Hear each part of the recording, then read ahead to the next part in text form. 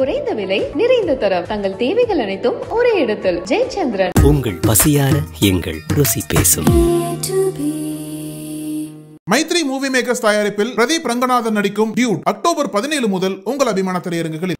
ஒருவருக்கு தூக்க கலக்கம் அல்லது உடல் சோர்வு போன்ற காரணங்களால் கொட்டாவி வருவது இயல்பான விஷயமாகும். ஆனால் கொட்டாவி விடுவதற்காக வாயை திறந்த இளைஞருக்கு நேர்ந்த சம்பவம் அனைவருக்கும் பீதியை ஏற்படுத்தியுள்ளது. கேரள மாநிலம் கொச்சியில் உள்ள தொழிற்சாலை ஒன்றில் பணியாற்றி வருபவர் 27 வயதான அதுல் பிஸ்வாஸ். மேற்கு வங்கத்தை பூர்வீகமாக கொண்ட இவர் தீபாவளி பண்டிகைக்காக சொந்த ஊர் செல்ல முடிவெடுத்துள்ளார். அதற்காக கன்னியாகுமரியில் இருந்து அசாம் மாநிலம் திப்ருகார் வரை செல்லும் விவேக் எக்ஸ்பிரஸ் ரயிலில் அதுல் பிஸ்வாஸ் பயணம் செய்துள்ளார். இதனிடையே அவர் ரயிலில் பயணம் செய்து கொண்டிருந்த போது திடீரென அசதியில் கொட்டாவி வந்ததாக தெரிகிறது. அந்த சமயத்தில் அதுல் பிஸ்வாஸ் கொட்டாவி விட்ட பிறகு அவரால் வாயை மூட முடியாமல் மிகுந்த சிரமத்திற்கு ஆளாகியுள்ளார். அசதியில் கொட்டாவி விட்டு வாயை மூட முயற்சிக்கும் போது வாய் திறந்தபடியே ஸ்டக் ஆகியுள்ளது.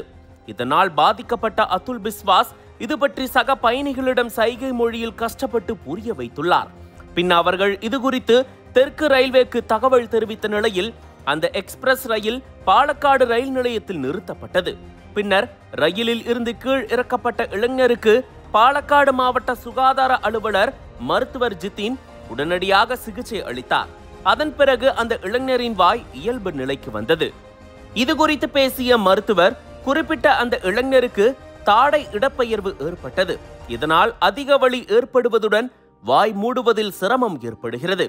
அதிகமாக கொட்டாவி விடுவது அல்லது விபத்து ஏற்பட்டால் இதுபோன்ற சிக்கல் ஏற்படலாம். மருத்துவரிடம் உரிய சிகிச்சை பெற்றால் மீண்டும் இயல்பு நிலைக்கு திரும்ப முடியும். ஒரு சில தீவிரமான நேரங்களில் மட்டுமே இதற்கு அறுவை சிகிச்சை தேவைப்படும் என தெரிவித்தார். இதையடுத்து இயல்பான நிலைக்கு திரும்பிய இளைஞர் அதே ரயிலில் பயணம் செய்து தனது ஊருக்கு திரும்பினார். இளைஞர் தீபாவளி பண்டிகைக்காக சொந்த ஊருக்கு திரும்பிய போது யதார்த்தமாக வந்த கொட்டாவியினால் அவதியடைந்த நிலையில் அவருக்கு மருத்துவர் சிகிச்சை அளித்து குணப்படுத்திய சம்பவம் நெகிழ்ச்சியை ஏற்படுத்தியது. இது குறித்து தெற்கு ரயில்வேவும் அதன் எக்ஸ் பக்கத்தில் பதிவு ஒன்றை வெளியிட்டுள்ளது.